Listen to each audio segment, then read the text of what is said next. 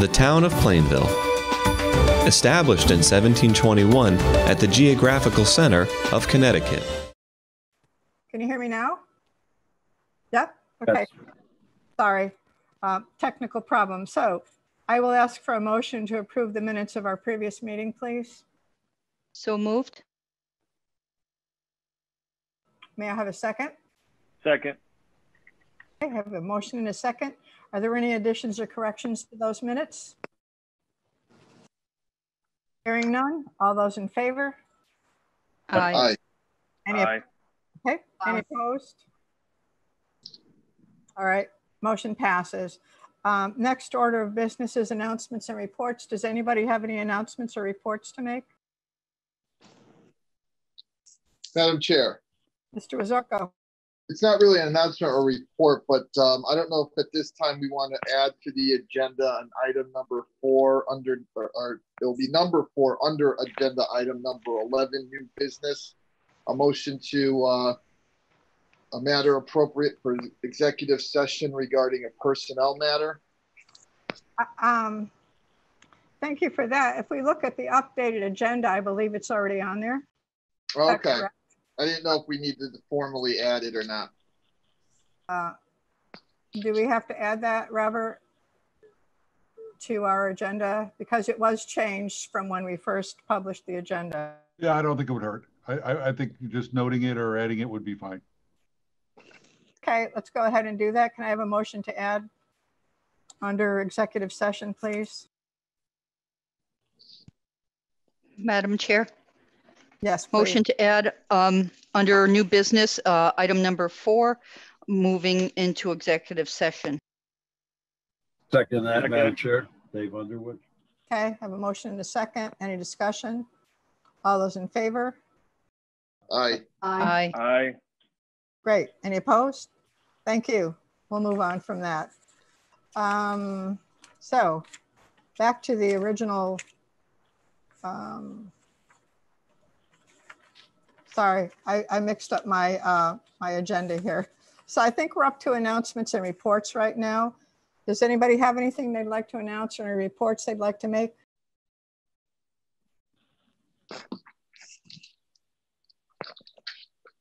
Okay, just a note that several council members visited our fire department and got to take an up close look at the new fire apparatus that was recently delivered to our firehouse. And some of us had some fun rides in it. We went up in the tower. We took a ride around town in one of those pieces of equipment.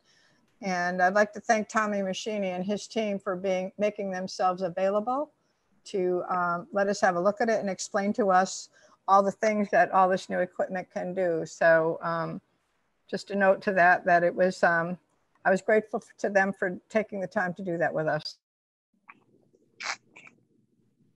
Okay, if there are no other announcements and reports at this time, shall we move on to appointments and resignations?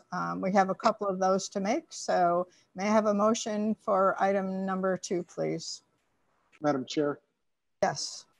motion to accept with regret the resignation of probationary firefighter Lauren Letterman from the Plainville Fire Department. Second. I have a motion and a second. Is there any discussion on that motion? All those in favor? Aye. Aye. Thank you. Any opposed? Okay, moving on. Madam Chair. Yes, Mr. Underwood. Motion to appoint Leona Bison to the Housing Authority for a term of 1/20/2020 to 1/31/2021. Second. Okay, I have a motion and a second. Any discussion on that motion? All those in favor? Aye. Aye. Aye. Thank you. Any opposed? Motion passed. Item number 4 on our agenda. Aviation Commission. Madam Chair, Yes, please. Councilman Ozorko, I'll make a motion to appoint Francis Cawley, 25 Usher Avenue, as an alternate member to the Aviation Commission. Second. I have a motion and a second. Is there any discussion on the motion? If not, all those in favor? Aye. Aye. Thank you. Any opposed? Okay, we're all set. Thank you for that. Motion passes. On to item number 6, Board of Education. I don't know if we have any board members here to make a report tonight. It doesn't look like it. All right, thank you. Moving on. Item number 7, report of the town attorney, Attorney Mastriani. Do you have anything for us? Okay, I'm taking it you said you don't, so Sorry. thank you for that. I read your lips, Mike. Okay. Pretty good. Yeah. All right, next item is the report of the town manager. Mr. Lee, you have a number of items on there, so I'm going to let you take over this portion of the meeting. Thank you very much. The first item I have is we've labeled review of police policies, and Police Chief Matt Catania is participating in tonight's meeting to review the Plainville Police Department's policy governing the use of force. This policy was issued on April 1st, 2019. As you are aware, the governor has requested that the legislature meet in special session, I believe that's this Thursday, to consider several items. One of these items is proposed legislation entitled An Act Concerning Police Accountability. Chief Catania will explain the similarities and differences between the Plainville policy and the proposed act. In addition, Chief Catania will speak to the issue of police body cameras. While Chief Catania and I are supportive of having the Plainville Police Department being equipped with body cameras, he has researched what it would cost to implement such a system, and we'll review that this evening as well. And finally, we will review possible grant opportunities for the purchase of body cameras and associated storage requirements. So with your permission, Madam Chair, I would ask to have Chief Catania address the council. Yes, please. Thank you. Hello, Chief. Thank you, Madam Chair. Thank you, Town Manager. Good evening, everyone. Could you hear me okay? Mm-hmm. All right. So with regard to the use of force policy, the date of April 1, 2019 on this is not completely up to speed. There is an updated revised date probably on yours. With regard to the policy that you were looking at, we left the red pen or the red line edition for your perusal, just to show where the updates are. Now, these updates represent bringing us into alignment with the Police Officer Standard Training Council's updates that were basically taken from the governor's considerations and recommendations. So our policy currently is up to speed and in alignment with the Academy standards. I just wanted to go through a few of these. Little background on our policy management since 2010 has been that we identify approximately 12 to 14 very high impact or important policy issues that we go over monthly. And so those monthly policy updates come by way of email distribution.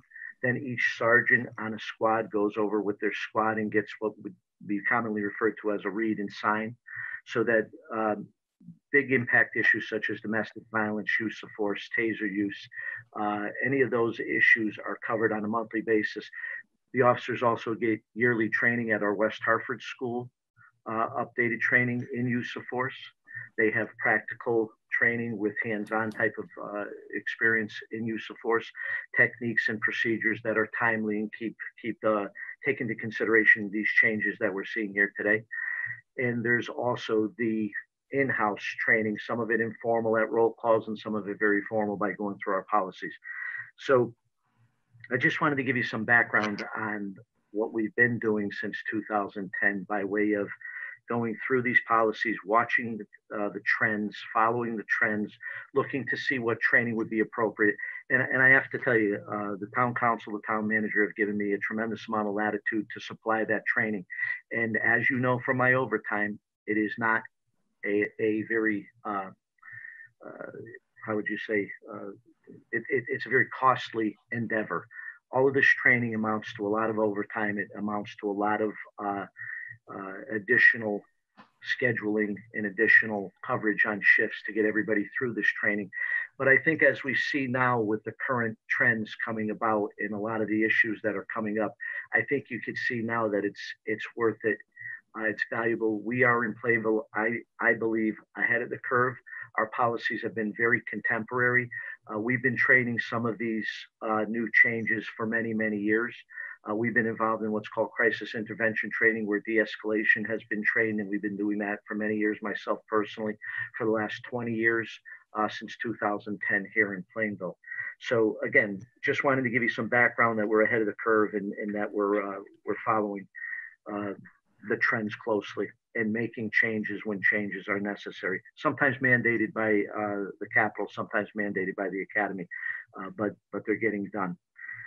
A couple of things I just want to bring to your attention is, with all of the attention being brought to the George Floyd case, and I've spoken to this issue both publicly and with my officers, no one should ever make an excuse, especially from the police officer's point of view, that was anything but a depraved indifference for human life. I've been working as a police officer since 1981. I have never worked under a policy that would have allowed for that to happen.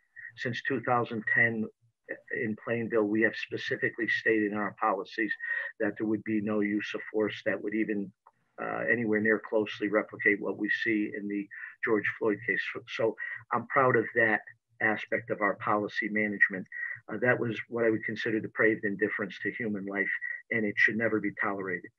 But having said that, a lot of our policies and a lot of what the Academy has condoned all falls under several very, very important Supreme Court rulings, one of which is Graham versus Connor, and the other is Tennessee versus Garner. That's still the law of the land. That's still good law. So I just want to set the stage here for whatever else you're hearing about changes to police conduct. We are still working off of policies in the Graham versus Connor ruling in 1989. That's the ruling that really set the term or the definition of what reasonableness was. We, the police, work under a reasonable person standard, working under what the set of circumstances were at the time that we're engaged in the use of force. We don't work off of an after the fact review of conduct. We work off of all of those facts and circumstances that presented themselves at the time of the actual incident, and what an officer of that experience in those circumstances would be expected to do. That's still the law of the land. So again, I'm just setting the stage here for, no matter what the media or what the politicians want or what the public at large wants, we, the police in the state of Connecticut specifically, are working under these guidelines, and our policy falls in alignment with that. In the Academy's model policy falls in alignment with that. It's all predicated on the Fourth Amendment to the U.S. Constitution. So I just want to run through just kind of quickly with you some of what the changes were. On page 3, you see the red lined entry. Officers shall use de-escalation, calming strategies, and/or verbal warnings prior to the use of force when feasible. So again, for the council's edification, the when feasible is an important inclusion there, because acts of violence are very dynamic. And those of us who have been involved in those types of situations, things happen very rapidly and we're expected to make decisions very quickly. So you're going to see little inclusions, caveats, if you will, within the policy that allow the officer to make a decision to save his or her life or the life of someone else. And again, wanting to be full disclosure with my presentation here, we cannot expect that any policy or any law, you could ask for it, you could think about it, but in my judgment as a professional police officer for 4 decades, you can't expect that officers will not protect themselves if they need to. The old adage was a crime against the police was a crime against the state, a crime against the municipality, and that anyone who would harm a police officer would harm a non-sworn person just as easily. Again, we're moving towards this concept where we're trying to give everyone the benefit of the doubt, and I'm all for it, but there has to be some limit to how far the police are going to allow a crime or a crime of violence, especially to escalate. When it speaks to escalation and calming strategies and verbal warnings, this has all been in our policy. We are training in it. We have been training in de-escalation techniques since 2010. I think they're very valuable, but you could also see where there's a limit to how much de-escalation, how much talking you could do if somebody is being violent with another human being or with the police. Down the page a little further, officers who directly observe the use of force that is unreasonable, excessive, or otherwise in violation of this policy and or violation of state or federal statutes shall contact the supervisor as soon as practical. Officers who have knowledge of unreasonable, excessive, or illegal use of force against a person shall notify a supervisor, submit a written incident report to a supervisor as soon as practicable, and officers are prohibited from retaliating against those officers that intervene against excessive use of force, report misconduct, or cooperate with an internal investigation. This is all centrally focused on this written change articulated in this fashion is in answer to what we saw in Minnesota, Minneapolis, if you will, with the George Floyd case where officers were sitting idly by. Despicable. There is no excuse for it, and it should never happen. Again, since 1981, I've been trained, we've trained our officers to intervene. If something is happening where an officer has, for lack of better terms, lost their cool or maybe gone beyond the scope of what would be reasonable, our officers are expected to intervene. And if they don't, they will be disciplined up to and including termination. That's something that has been in Connecticut policing for almost 40 years that I'm aware of. Moving along to one of the other red pen items on page 6 under age deadly physical force restrictions under 1A, intentional use of a chokehold, neck restraint, arm bar, cartoid artery hold, lateral vascular neck restraint, or hold with a knee, with or without a device that restricts a person's airway. This is under restrictions. You can see that some of that is still in black because we have restricted that for many years. The caveat here, though, in again being full disclosure, that if that restraint would prevent the death of another person, that may happen. A very simple example of that is we get to a call and someone is strangling their spouse, and we peel the person off of that person to stop that activity by pulling them off. What we're training our officers to do is you get the person off of the victim and then use another technique to subdue them.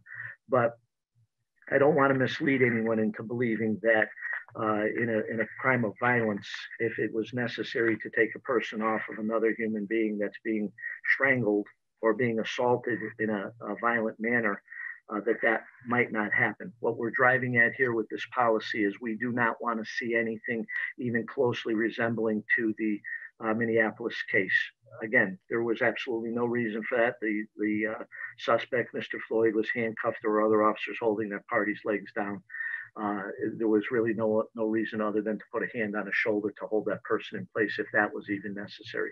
So we're approaching this from the angle that we're following the Academy's model policy. The model policy follows what for the most part, what the governor has been looking for in restricting use of force. In my opinion, it does not go so far overboard that the officers can't protect you, our citizens, and us, the police. So I think we're striking that balance. I think our past performance has shown that we are striking the balance.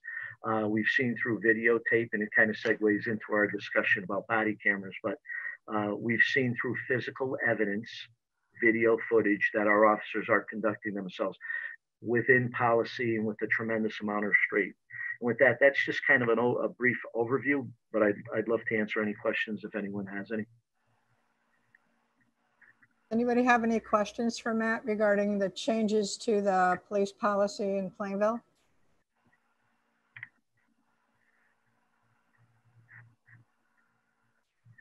No? Okay. Mary? Robert, do you want to segue in on the body camera, or do you want me to just take off with it? Well, if there's no questions with regards to the policy governing the use of force,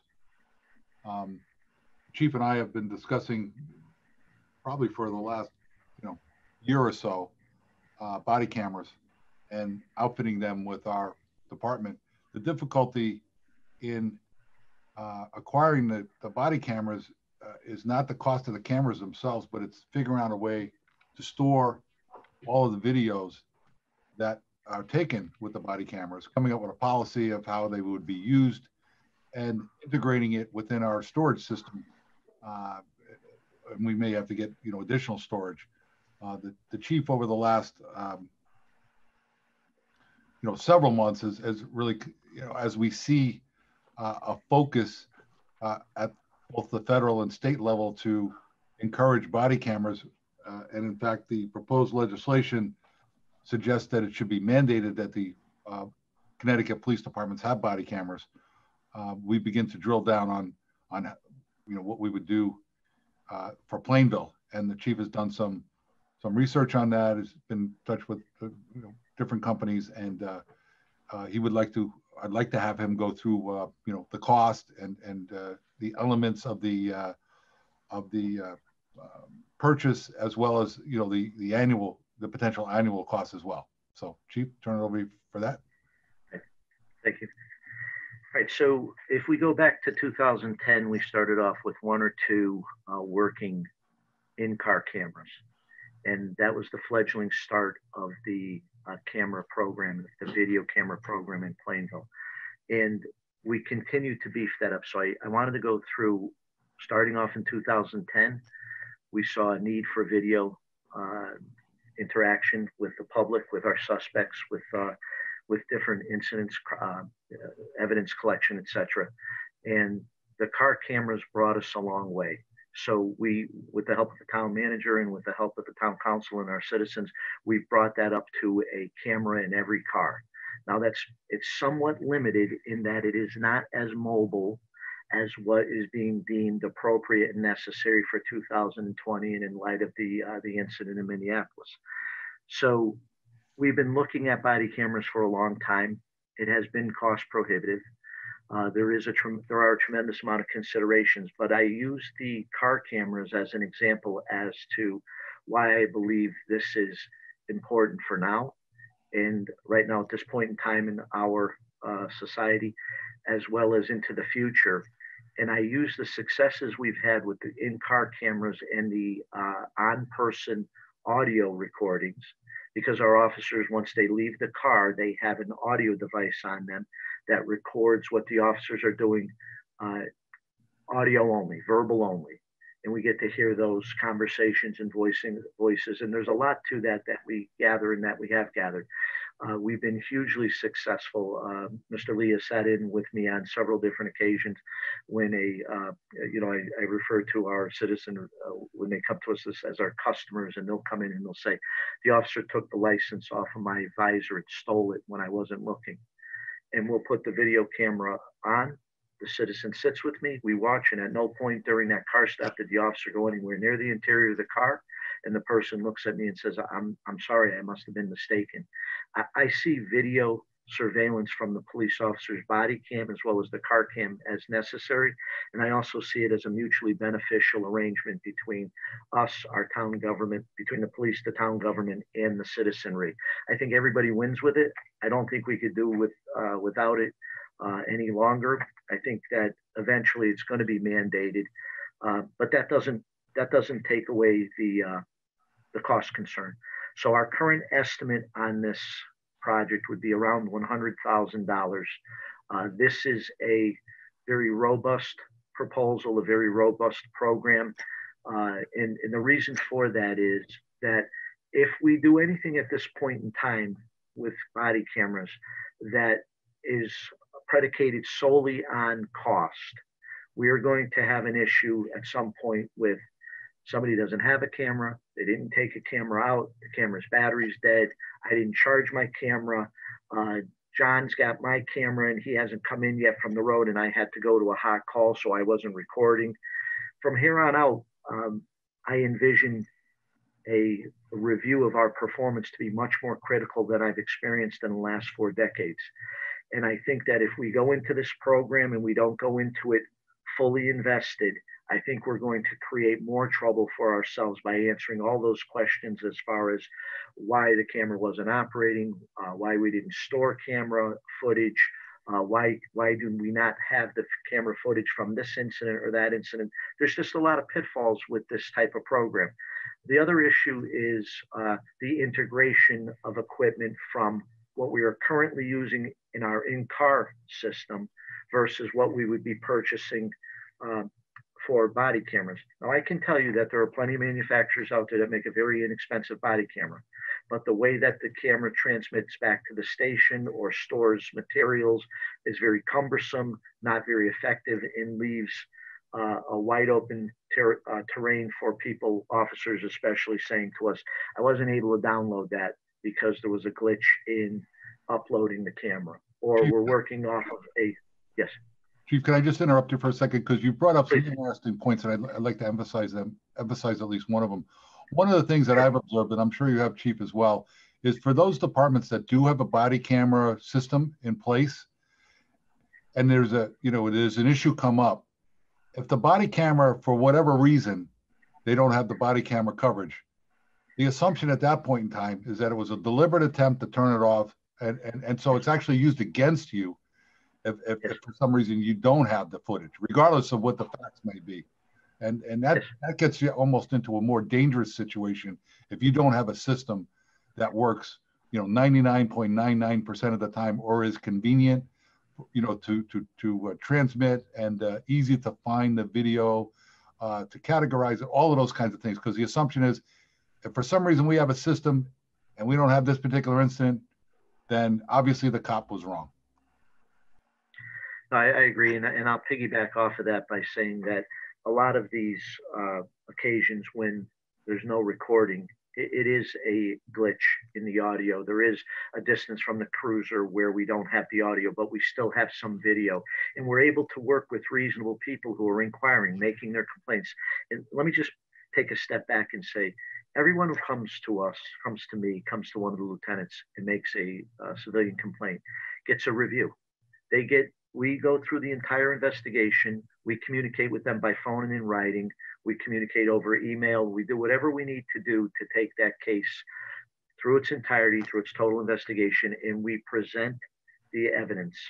And I'm very proud of the fact that any of these complaints that we received in the last 4 or 5 years have been met with some video evidence that shows that the officer was doing something good. So I've come to know this as a catch a cop doing something right policy, as opposed to looking to be punitive and just discipline police officers for no reason at all. If we're going to discipline a police officer, it's right and it's just, and it's shown to the officer in the same way. The officer is treated with the same respect.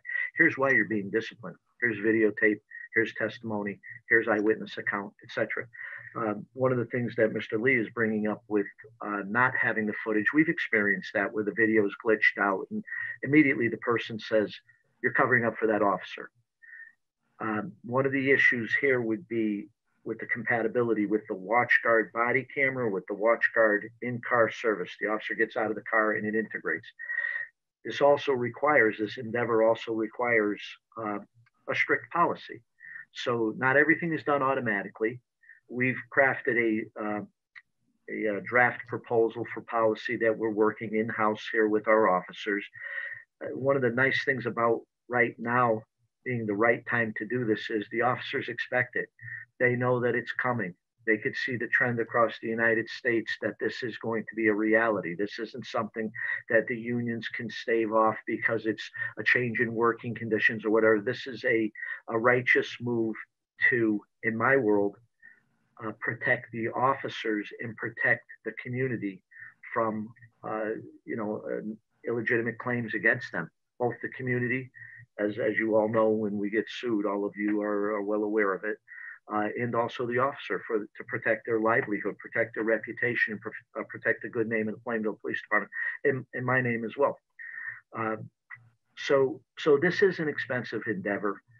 We are still trying to flesh out what we're going to do with storage. One of the things that most lay people don't understand is we are held by the state library, the records library, to hold certain information for X years.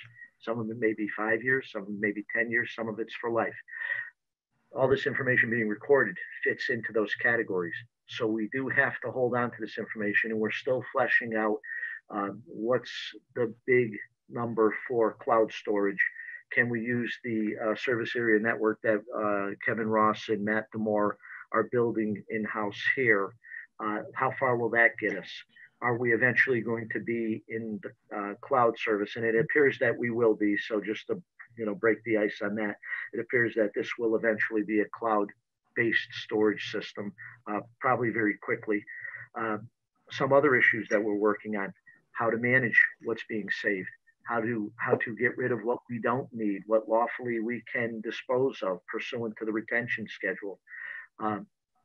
So there's things that haven't been ironed out completely as far as how much storage, what type of storage, but we have enough together now. We have a hard enough number now to move forward with your approval, depending on which way you want to go. And Mr. Lee has some more information on that he and I were discussing this afternoon. But also the policy. I think the policy is going to be a huge, how would you say, I think it will support this program wonderfully, because we see other departments that are very strongly involved with body cameras for the record, but we see videotape of officers misbehaving without their camera on their person or not pushing the button to activate it. So we're crafting a policy that says, citizen interaction, you must have the camera on. If you don't have the camera on, it's going to be deemed as, ipso facto, if you will, that you violated policy, and then the appropriate discipline will take place. It has to be that strongly presented by policy, or we're going to be in a situation where the challenge will be, why did that officer have the camera on? Because things could go bad very quickly. We've had incidents here where a medical call, which some policies in other towns say on medical calls, you don't need them on because it may be a HIPAA violation. Well, we don't fall under HIPAA with that. And the second piece of the puzzle is we have experienced here a medical call where the tension is so high in the family unit because of a loved one being sick or being injured or having to go to the hospital or having to be committed, where the officer is assaulted. And we want that video. So we're designing our policy around real world interactions with the public and with our suspects and with our witnesses. And we're taking a lot of things into consideration: confidentiality on juvenile matters, not filming some issues that are confidential, not filming our techniques in certain areas. So there's a lot to this, but I think we're ready to go. I think the money is really going to be the holdup. I know that Robert shared with you a letter from the NAACP representative in our area, Lexi Mangum. Mr. Mangum and I have met several times. Robert, I and Mr. Mangum have met several times. We have what I feel is a very productive and a very excellent relationship that is flourishing. We've been very transparent and open with him and his representatives. He met with me a couple of weeks ago with 3 or 4 different representatives from the area, from his group. And we had a wonderful conversation. I know that he sent in a letter supporting this. I do believe that a lot of the public, a good portion of the public, wants to see this happen as well, because it speaks to police accountability. And I really do believe that this is the cornerstone of police accountability. So I'm a fan of it. I'm a fan of appropriate discipline. I'm a fan of mentoring and guiding in a way where these officers could have a rewarding career, such as I've had. And I think the cameras will enhance that. Right now, again, the estimate somewhere just shy of $100,000. I can't tell you that that's an exact quote at this point in time. There is a grant available, of which out of the $5 million in the grant originally, $3 million went to the state. There's about $500,000, $500,000 left on the state-funded body-worn recording equipment grant program known as BWRE. That's a full purchase grant that you have to make the purchase first and then send the receipts in. It's not a reimbursement grant. It's not an advance payment grant. And then Robert could speak a little bit more to, if you will, Robert, the state's proposal on funding this, which hasn't been approved, and we really don't know where that's going. Yeah, while we do not have in the capital improvement budget for the current fiscal year the purchase of body cameras, one of the reasons why we wanted to talk about it this evening was twofold. One is that we believe that the state, and it could be as early as Thursday or shortly thereafter, is going to perhaps mandate body cameras, and we want to be in a position to, comply with that mandate depending upon what type of timing they give us. They've indicated in the proposed act that the proposal is to reimburse the towns for the cost of the implementation of body cameras. Now, we don't know if they're going to tell us what type of system we have to have, which may not be, the system that we want. It could be a cheaper system that, we may have to pay some monies to upgrade. They'll only give you 100% for this, which equals $70,000. But if you want, this particular system, you're on your own. So we don't know what's going to happen there. We just want to be prepared for it, at least to have some early conversations with the town council. The second thing is there are some existing dollars that are in place. The $500,000 that Chief Catania was speaking about, whereby towns can access it today on a first pay basis. And what we have to do in order to access those dollars is actually buy the body cameras and then submit some documentation that we did it, and then they will reimburse us for 50% of the cost. But if we do that and a couple of other towns got in front of us and that $500,000 was used up, then then we may not be able to get any reimbursement. So I think our recommendation at this time is to keep an eye on the where the current proposal is going, which would reimburse the towns for the full value of the purchase of the body cameras, but be in a position if that doesn't look like it's going to be even if they don't mandate it, but if it doesn't look like they're going to fund it, the chief and I, because we feel very strongly about body cameras to begin with, we'd like the flexibility to be able to move quickly to try to secure some of that $500,000, our share of that, which would be $50,000. And we believe we can move quickly on it if we had the advanced support of the town council, if we felt it was necessary to go in that direction. So if you have any questions with regards to that, certainly try to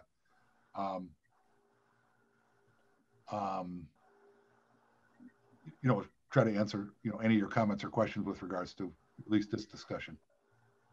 Robert, if I may also, Madam Chair, just to tag on to this, I didn't go through what this equipment is, but in layman's terms, this has been spec'd out for 40 individual units so that everyone had a camera assigned to them, serialized, assigned to their name and in their custody for recharging and for implementation when they came on duty. The policy would mandate that it was to be worn on the uniform at all times while on duty.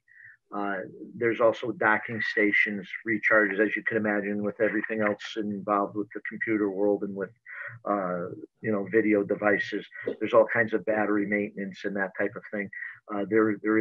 This is the gift that keeps on giving, so to speak. It's going to require maintenance throughout the years. I just don't want to blindside anybody with a one and done quote. This would be something that would be reoccurring in our yearly budget as far as battery upkeep, maintenance, replacements, etc.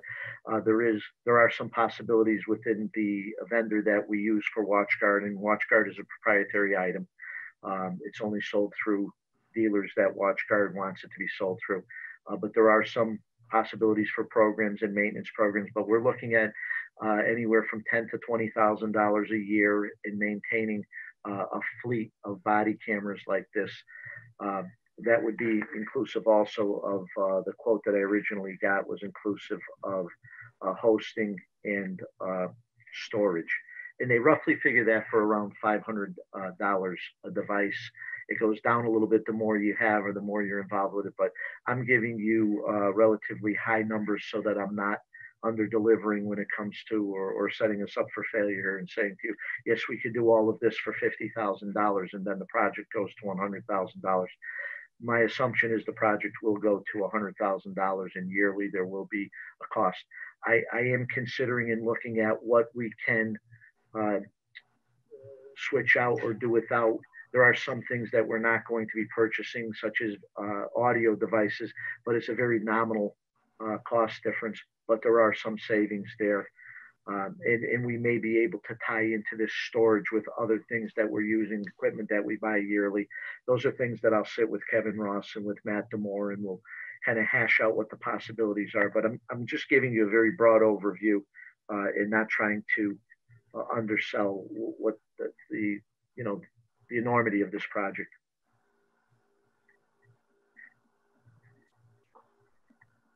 Does anybody have any questions for the chief or for Robert regarding the proposal? I guess at this point in time, I'm looking, Robert, are you looking for a consensus to move forward? You are keeping an eye on what's happening up at the state in terms of funding, and you'll get back to us. But tonight, do you just want a general consensus that the council is okay going forward with some type of program for body cameras? Yes, I think what we're looking for is the council, does the council agree with our recommendation that we should implement body cameras and look at all resources that are available, and if there's some advantages to doing it sooner than later, even if it's not budgeted in the current fiscal year, we just want to prepare you that we may come back and say, hey, this is the way we see things playing out. We're gonna have to move quickly and you'll be up to speed on why we're recommending body cameras and the estimated cost. That's all. Okay. Does anybody have any objections to moving forward at this point in terms of the program that the chief and Robert have explained to us tonight? Madam Chair, I'm in favor of this. I think it's really important for our police force to have these cameras. It's going to be a good thing for everyone, I think. I agree. Madam Chair, Dave Underwood, I'm in support of it also. Chief, would it be any less expensive if we regionalize the purchases? The problem, Mr. Underwood, with that is everyone's using a different device. There are some devices that, believe it or not, are even more expensive. So somebody may be using Taser's product. Axon is Taser. They make a body cam. So they're purchasing that. We couldn't really regionalize with anyone other than other companies that may be buying. But what I already have been told by WatchGuard is that they set the price, and that's that. Again, their technology is specific to them, so they're in the driver's seat as far as sales. I don't know of any, I've done pretty extensive internet research on what people across the country, what police officers across the country are doing with purchasing these, and I haven't seen any articles on regionalization bringing the price down. But I'll continue to look for sure. Thank you, Chief. Madam Chair? Yes, Rosemary. Hi, it's Rosemary Moranti. I certainly support it as well, and just wanted to thank the chief for coming tonight and for presenting all the information about body cameras and really explaining, and I hope a lot of the public is watching, why they are definitely an everybody wins type of strategy. Thanks, Madam Rosemary. Chair. Anybody else? Madam Chair. It has my full support, and thank you, Chief, for spending the time to talk with us about it. Thank you. Okay, hearing no objections, Robert and Chief, I guess you have a go ahead to continue to work on this and see what you can bring back to us. Thank you very much, Madam Chair. Thank you. Of course. Robert? Thank you. Our air conditioner gets turned off at a certain time, which was about 10 minutes ago. So I left to push a button that turned it back on now that we're after hours. So apologize for leaving my seat, but there was a good reason for it. At least I believe it was. The next item I have under my report is the private developer for White Oak, which is a draft RFQ. Town staff has developed a draft RFQ for the former White Oak Construction Brownfield redevelopment. And you have a copy of that in your package. The RFQ is aimed at engaging development firms for the purchase, remediation, redevelopment, and marketing for the White Oak property. The goal is to find a developer who is interested in developing a multi-use anchor tenant for the downtown. The town has submitted 2 state applications that are currently under review. These applications include a request to modify the groundwater classification from GA to GB, as well as acceptance into the Abandoned Brownfields Cleanup Program. Approval of these 2 applications would make the White Oak property more attractive to potential developers, and that's why we have that in our RFQ so that developers are aware, and we feel relatively confident that that we would be accepted into one and and hopefully both of those programs. Town staff is seeking town council input on the proposed RFQ. Once town council authorizes moving forward, we would advertise the RFQ, send it out to firms that that we are aware of, might be interested in this. I've had some people contact me as well to share that with them, and give 30 days for a response and see what we get. We probably have the RFQ calls for a walkthrough. So if a developer wanted to come in, we would make arrangements to do a tour of the building, the site, and provide them with all of the environmental work that's been done to date as well. So we felt that before we went out and sought the RFQ, released the RFQ, that we would have it reviewed by the council and try to answer any questions that you might have about the same. Anybody have any questions or concerns regarding the RFQ for the White Oak property?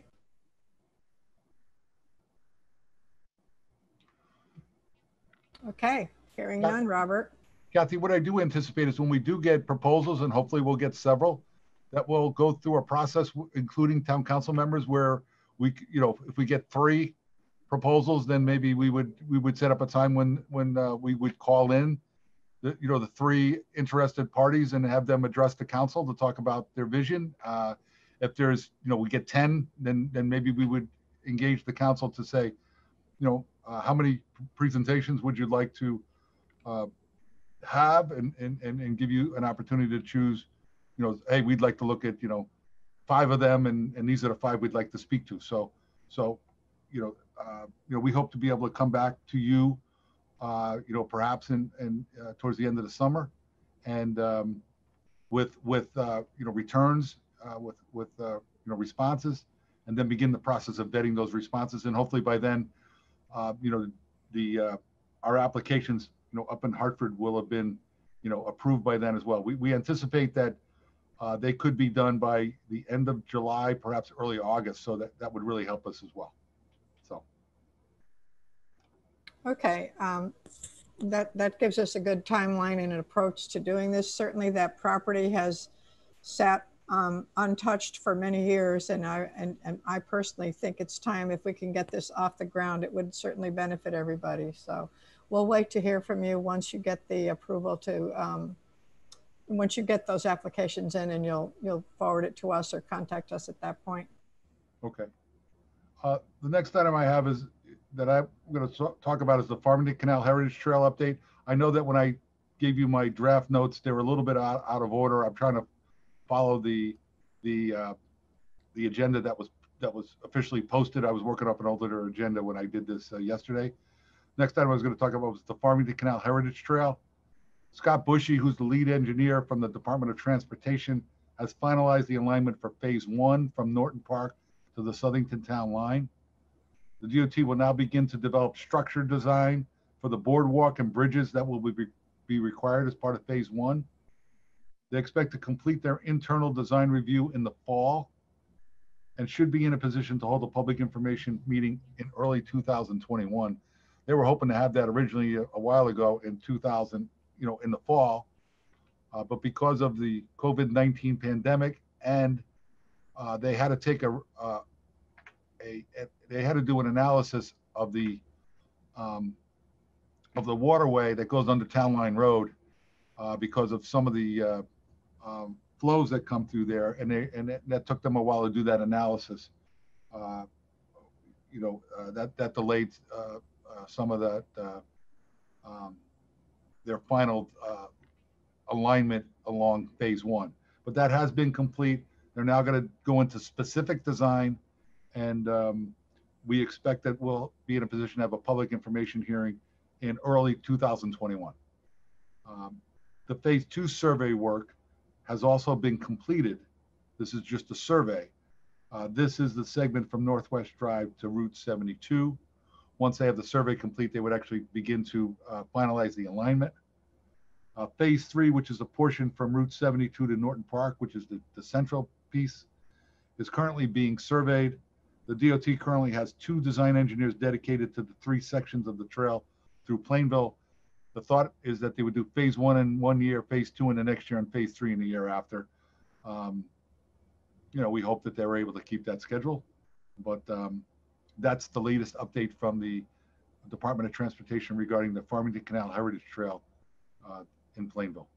Is there any questions or comments? Glad it's moving along slowly but surely. The next item I have is the preliminary fiscal year 2020 year end. According to Finance Director Rob Buden, who's also on the phone participating in the meeting, preliminary figures indicate that the fiscal year 20 budget will return at least $1 million back to the general fund. The year-end amounts have been difficult to calculate because of the COVID-19 expenses, which are currently being finalized so that they can be removed from the general fund because state and federal reimbursements are anticipated. So we don't want to include those expenditures as part of the general fund expenditures if they're going to be reimbursed with grants. We're at least trying to calculate that so that we get a more accurate, at least estimate of where we expect our fund balance to be. Approximately half of the $1 million is expected to be the result of expenditures coming in less than what was budgeted, with the other half coming in from revenues that exceeded expectations. The return to the general fund could go as high as $1.5 million once the Board of Education's prepayments towards the fiscal year 21 budget has been finalized. And again, Rob is available this evening to answer any questions regarding these preliminary numbers. Rob, do you have anything to add at this point in time before we ask if the council has any questions? No, I do not. If you can hear me. Talk a little louder. You're a little light, but yes. No, I do not. Well, we heard that. Okay. Just a quick question, if I may, Rob. Where are the areas of revenue that came in higher than we anticipated? Just an overview of some of them. Can you let us know about that and what the amounts were? Yes, at this point in time, it's probably taxes. We sent out the tax bills about 2 weeks earlier this year than we have in the past.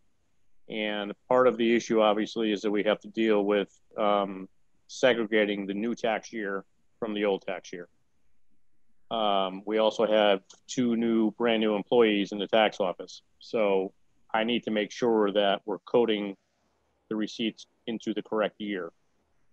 So it kind of adds a wrinkle into our equation at this point in time, as well as the expenditures with COVID-19. So it's taking a little bit longer to actually get estimates than we're used to, if you will. But primarily, any revenues are going to be taxes. We had a very good tax collection year. And I foresee, at least at this point in time, that the current 2021 year is starting off pretty well as well. Rob, did we get many requests to delay tax payments because of the COVID issue? Did we have a lot of people apply to do that or request that? Quite honestly, it wasn't as much as we thought. I think we had somewhere in the area of 74 to 78 requests. So it wasn't as many as we thought there would be. However, the majority of taxpayers that we, tax in the town of Plainville, have their taxes paid through mortgage, which did not really apply to this delay. So we were confident that we were going to get 60 to 70% of our tax anyway because of mortgage payments.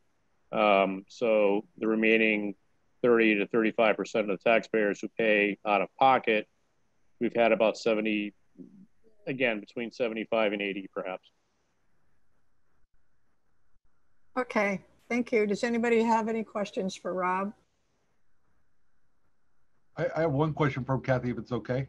Of course, go right ahead. Rob, the IUD payment that came in early July on the tax lien sale, $300,000, was that booked in last year or this year? See, that's one of the things I'm looking at right now, Robert, is when it physically came in. Again, we're talking about a year end, June 30th, July 1st. If it physically received July 1st, then it's going to come in July, for fiscal year 21. If it came in prior to that, it's going to be fiscal year 20. I think it came in. I think it came in slightly after July 1st. Mike, I'm not sure if you recall that actual payment. I do not have the actual date, but I believe you're right. I believe it was just after July 1st. Well, I can say at this point in time that everything I've seen, more than likely it is after July 1st, which would be put towards fiscal year 21, the current year we're in. Okay, so the $1 million that we're talking about as a result of last year, most likely does not include that payment. If in fact this payment from IOTA came in after July 1st, yes, that is correct. Okay, all right. Any other questions for Rob at this point? Thanks, Rob. Thank you. Next item I have is the high school security vestibule. On July 1st, 4 bids were received for the Plainville High School security vestibule. The low bid was submitted by MA&M Inc., doing business as Aresco Construction of Middletown, Connecticut, in the amount of $72,000. There was also one alternate as part of the bid, and Aresco quoted $12,500 for that item.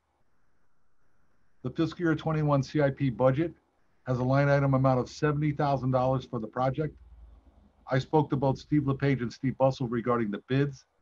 Steve Bussell indicated that his staff could do some of the work in the alternate, which would decrease the amount by $8,500, lowering the overall estimated cost of the project to $76,000 plus or minus. And so in essence, we would not ask Aresco to do alternate 1. We would do that in-house, but we have to buy some parts. The additional monies needed to complete the project, the $6,000, can be funded by the Board of Education's expected return of their fiscal year 20 monies, which we expect to be, over $500,000. So, that would be returned to the general fund as well. So we would like to, we have an item under new business regarding this recommendation, and so we're recommending moving forward with the bid. If nobody has any questions regarding that, the next item is the capital improvements to replacement of the four-wheel drive mower. The fiscal year 21 capital improvement budget included the replacement of a four-wheel drive mower in the Buildings and Grounds Department for an estimated cost of $30,000. Submitted for your consideration this evening is a quote to purchase a Toro Groundmaster 3300 four-wheel drive mower from Turf Products Corp. Of Enfield for $26,272.61. The quote for the mower is from Sourcewell, which is a national cooperative pricing program for municipalities, state governments, and educational institutions. The discount from the manufacturer's suggested retail price is 22%. For this reason, town staff is recommending that the bid process be waived and that the purchase of the mower from Turf Products of Enfield be authorized this evening. There is an item of the new business regarding this recommendation. Any questions by anybody about this mower purchase? Thanks, Robert. And I think you saw from the quote some of the items that would be included in that purchase. Next item I have is a COVID-19 update. The Plainville Library will be opening to the public on Monday, July 27th. The hours of operation will be Monday to Thursday from 10 a.m. to 7 p.m. and Friday from 10 a.m. to 5 p.m. The library will open on Saturdays beginning after Labor Day. Everyone who enters the library will be required to wear a mask and use hand sanitizer, which will be available at the entry doors. The library will provide masks for anyone who does not have one. Library use will be limited to what they're saying short trips or short duration. There will be computers available for the public, for public use. However, patrons will be limited to one 30-minute session per day in order to accommodate what they anticipate would be the need, the demand. Meeting rooms will not be available for the time being. Residents can gain additional information about the operation of the library by contacting Trish Tomlinson, library director at T. Tomlinson, which is her first initial of her name and her last name, at libraryconnection.info, or by calling the library at 860-793-1446. The Recreation Department has closed registration for pool passes for the summer. To date, approximately 500 pool passes have been purchased. This has been done because the current restrictions prohibit no more than 50 people in the pool at one time, and it would not be feasible to provide 3 time slots per week if additional pool passes were purchased. That's all I have to report with regards to under my report, and I'd like to turn it over to Kylie Boudry for happenings, which I see she's ready to do. That's okay. Go ahead, Kylie. The Tax and Assessing Office would like everyone to know that the tax office is in collection now through August 3rd, 2020. For the 84 taxpayers who filled out the deferral application, payment will be due October 1st, 2020. The town clerk would like everyone to know that dog licenses will continue to be issued without late penalty fee until August 1st, and fees will resume after that date. Although the senior center is closed for programs and activities, staff is available by phone at 860-747-5728 during regular business hours. The senior center social worker is available by phone for questions or concerns about Medicare, financial assistance, caregiving issues, and more. Dial-a-ride, foot care, and earwax appointments continue to be available by appointment. The senior center will be offering online programming for seniors. Some classes and programs require a computer, tablet, or smartphone, while others can be done by telephone. Classes include chair fitness classes with Jared, silver sneakers chair exercise class, yoga lattes, and telephone bingo. Below are some special programs of note. Advanced directives, living wills, and planning for the inevitable by phone or by Zoom on Thursday, July 23rd at 10 a.m. Understanding your Medicare choices by phone or by Zoom on Tuesday, July 28th at 7 p.m. And Jukebox Bingo with DJ Keith Allen on Zoom, Thursday, August 6th at 1 p.m. An update on the 2020 census. As of July 16th, 2020, Plainville reached a 72.2% self-response rate. The national rate is 62.1% and Connecticut's rate is 65.6%. Non-response follow-up, aka door knocking, begins August 11th. Residents can continue to respond online at www.2020census.gov and are urged to do so, especially if they prefer to avoid the knock on the door. Finally, the Plainville Family Resource Network would like everyone to know that parents with young children are invited to join the Plainville Family Resource Network, PFRN, on Facebook for their summer virtual program On the Farm. Miss Carolyn and Miss Teresa will be live Tuesday and Thursday mornings at 9:30 a.m. and Monday evenings at 6:30 p.m. for pajama story time. Please note, the videos are available anytime on Facebook for you to watch at your convenience. If you're looking for family resources, PFRN is here to help. You can like them on Facebook at Plainville Family Resource Network, and there is more program information on the town website under Spotlight. Okay, that's it for happenings in my report, in our report, I guess I should say. If you have any questions or comments for us, we certainly would try to answer them for you on any subject. Doesn't necessarily have to be on the report itself. Anybody have any questions or comments for Robert or Kylie regarding their report? All right, good job, both of you. Thank you very much. Much appreciated. Yep. If there are no other comments or questions, we'll move into the public comment section. We received one email from our regular visitor, Mr. John Keslick.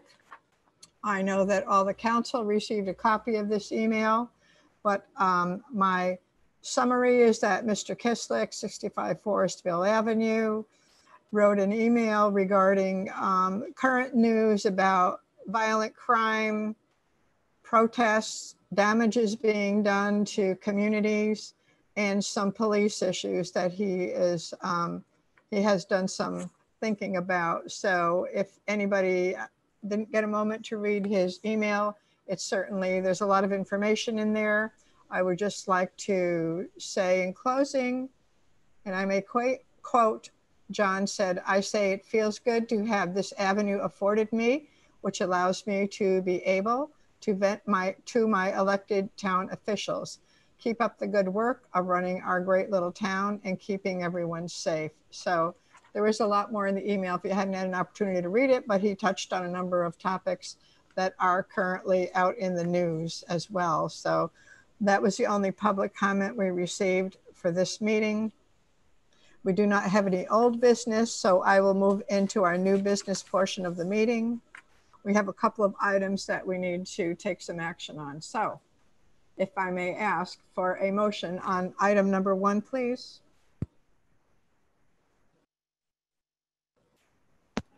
Madam Chair? Yes, thank you. Motion to accept bid 2020-13E, the high school security vestibule. Chair Dave Underwood seconds it. Okay, thank you both. I have a motion and a second. Is there any discussion on that motion? If not, all those in favor? Sorry, Madam Chair. Yes. Do you want to include the amount? Well, we probably should include who it's to and the amount, correct? Okay. Just to MA and M Incorporated, also known as Oresco Construction, yep. Middletown, Connecticut, in the amount of $72,000. Perfect. That fleshes it out. Thank you for that. All right, with that additional information, if there are no other comments or concerns, all those in favor? Aye. Aye. Aye. Any opposed? Thank you. Item number 2, may I have a motion? Madam Chair? Item number 2, yes, please. Motion to waive the bid process and award bid 2021-02 replacement four-wheel drive mower to Turf Products Corp. Enfield, Connecticut in the amount of $26,272.61. Second. I have a motion. Yep, thank you. May I have, are there any other comments or questions regarding this motion? If not, all those in favor? Aye. Aye. Thank you. Any opposed? Okay, thank you very much. Item number 3, please. Madam Chair, motion to approve the tax refunds is listed on the addendum. Second, Madam Chair. I have a motion and a second. Any additions or comments to that motion? All those in favor? Aye. Aye. Thank you. Any opposed? Thank you very much. All right, item number 12, other discussions of interest, Robert, or anybody else for that matter. Is there anything else you wish to discuss at this moment? Kathy, I have one item, just one clarification. In the public comments that were issued by Mr. Kislik, when you referred to police matters, he was really talking on a national level. He really wasn't, he didn't have any, I think, issues with the Plainville Police Department. I think he was very clear on that his focus was more on what was happening on the national level. And I just wanted to make that clarification in case, anybody had any concerns about that. Okay, yes, no, thank you for doing that. He was commenting on the national, much of what he commented on has to do with national issues and topics at the time, but he's a great supporter of the Plainville Police. So thank you for the clarification on that. Does anybody else have anything they'd like to add at this time? All right, so at this point, I'm going to ask for a motion to go into executive session regarding a personnel issue. However, I would like to ask the council if you would like to take a 5-minute break before we go ahead and do that. Fine with me. Say 8:15. 8:15 for everybody? Yes. That's okay. Good. Don't forget to log out, and then you have to log back in under another email that was sent by Kevin, okay? Yeah, Okay. and Kathy, we just wanted to point out that we're not anticipating that the council is going to come back and take any action after. Okay. So this essentially is the end of the regular council meeting. For those that are listening, right? Yes. Okay, thank you. And Madam Chair, I'll make the motion to go into go into executive session regarding a personnel matter. Thank you. Second. Motion and a second. All those in favor? Aye. Aye. Aye. Thank you. Any opposed? Okay, so we will resume our next portion of our meeting at 8:15, please. Very good. See you then.